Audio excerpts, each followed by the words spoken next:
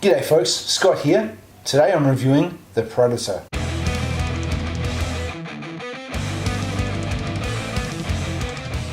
So I just got back from watching The Predator.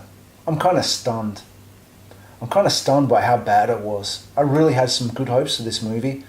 I'd heard that Shane Black, who was the guy with the glasses who made all the pussy jokes in the first Predator, had written and directed it. I figured, here's someone with a association with the previous movies, a love for it. It's going to be cool. As always with me, I don't watch trailers. I hadn't seen anything on it. So I went in with high hopes. I really thought it was going to be great. I love Predator. I like Predator 2. I tolerate Predators. But I really feel that this probably even fell short of Predators, personally. I'm going to have to go into some spoilers to explain what I'm talking about. So if you don't want to know anything about this, you might want to either skip and come back at another time, or anyway, there was your warning. So it's about a predator that comes to Earth, and it's on the run from another predator. It crashes down. It comes across a sniper and his military team. Kills two of them, the other one escapes, and he steals the Predator's mask and an armband, like gauntlet, and a little bowl that comes out of that gauntlet that generates invisibility. And the Predator gets messed up, and that military guy, some time later, is arrested by the military, and he's, sort of been court-martialed, and they don't want him to reveal what had happened and all this shit, right? So it kind of goes two ways there. There's the army guy who gets lumped on a bus with a bunch of other rejects from the military in a prison bus, who are all insane.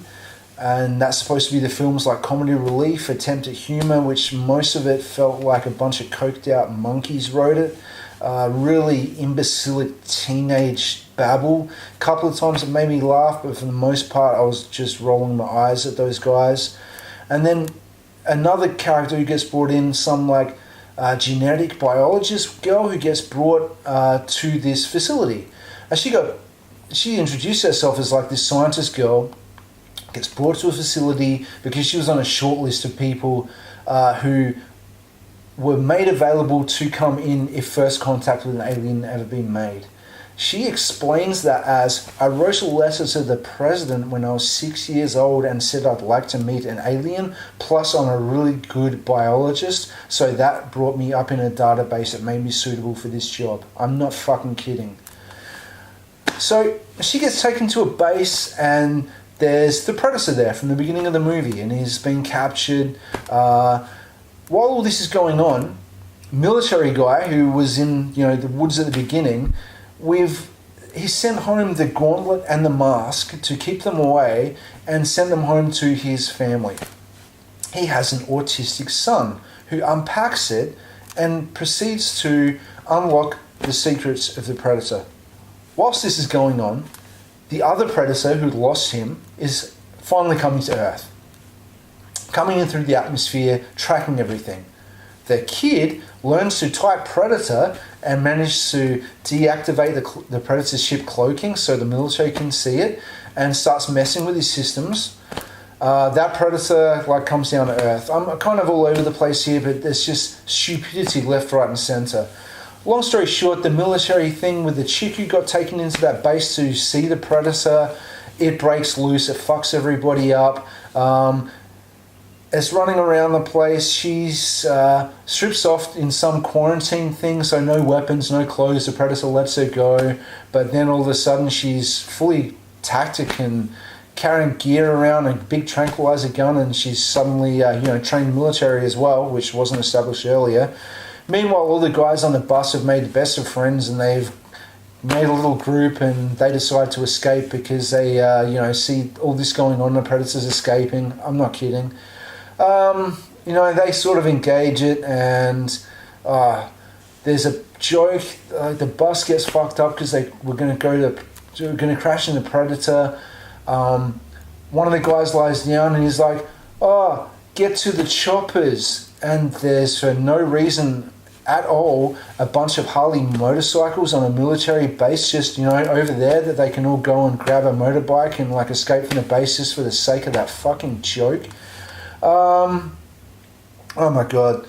They hook up with that girl and the predator is chasing the other predator and there's a whole thing at a school. The kid wears the predator mask out for trick or treat on Halloween, like the big predator thing that he has to tape to his head and the gauntlet, and the school bullies like beat him up, and he goes up to some guy's house and the guy from upstairs throws some shit at him and picks on him too. The mask like pulls out a little gun from its side and kills that dude, and then he catches up with his dad somehow. Like the fucking guys who escaped from the bus and have all broken up and they left on motorbikes, all of a sudden when they show up at his family home, they've got an RV and a whole bunch of guns and shit, and then they split up and go to find their son, and then they've also got a Subaru Liberty and military guns like fucking everywhere.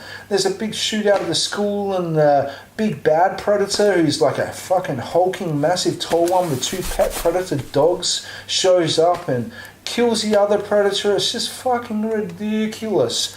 I'm just stunned. Like all the gore and that is old CG. Some of it was okay, most of it isn't. The predator ends up literally telling them later, it uses a translator to talk to them, the big bad predator. It's basically an intergalactic predator cop, and this other predator had stolen some shit it shouldn't have, and had come to Earth to give them a weapon to protect the humans from another lot of predators, and he's been sent to stop that guy and take their shit back. Obviously he kills that other predator, goes to find that predator's ship so he can blow it up and stop them from doing what they were going to do.